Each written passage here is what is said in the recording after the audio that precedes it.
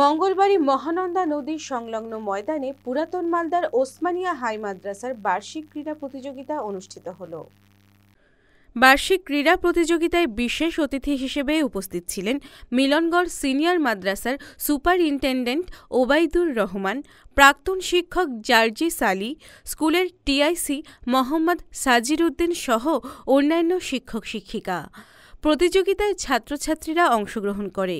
ছাত্রীরা দেশাত্মবোধক গানে ড্রিল পরিবেশন করে দর্শকদের মন ভরিয়ে তোলে। সফল প্রতিযোগীদের হাতে অতিথিরা পুরস্কার তুলে দেন।